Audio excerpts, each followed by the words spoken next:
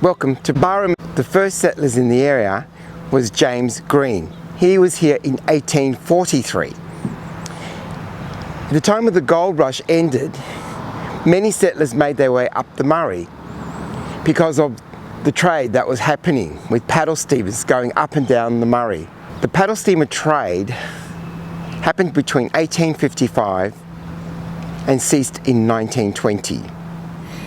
The reason why the decline of river trade happened because modern transport was starting to take over, like trains and trucks.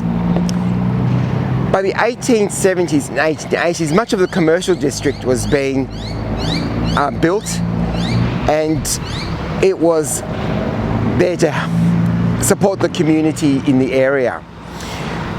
BAHRUM is also known for its grazing and citrus fruit growing, as well as timber felling. In the 80s, I recall the licenses for gambling started, and an influx of Victorians would come to these small towns along the Murray River on the New South Wales, and it sort of gave them a whole new life. So come along with us as we walk around BAHRUM and show you some of the architecture.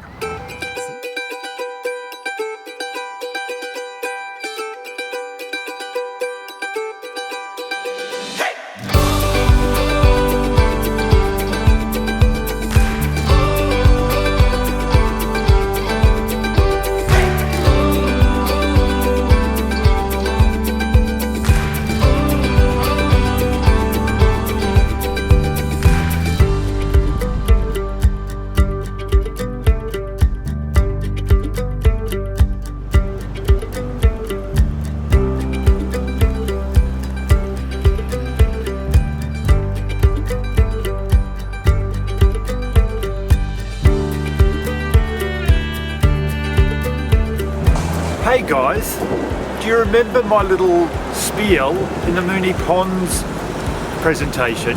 Well, there was a trough donated by Annis and George BUiLDiNGS, and they had a foundation where they were distributing troughs throughout Australia and generally I think the world as well.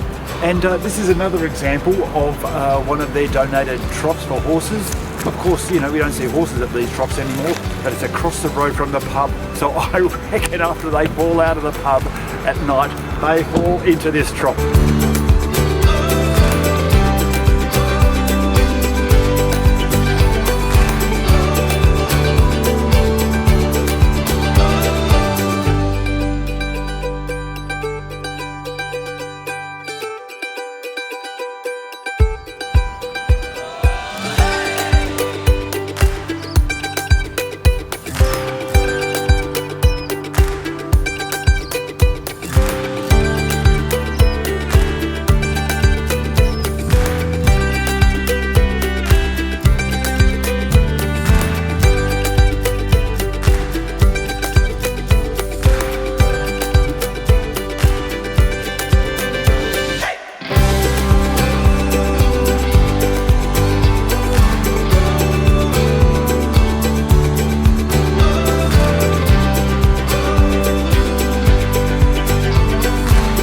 Well, we've come to the end of our walk around BAHRUM, and I hope you've enjoyed seeing some of the little old buildings that we've come across.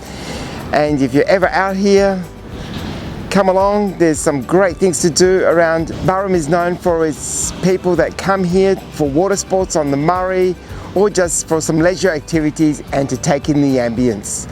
Anyway, that's all from me. I'll see you on our next adventure. Bye folks.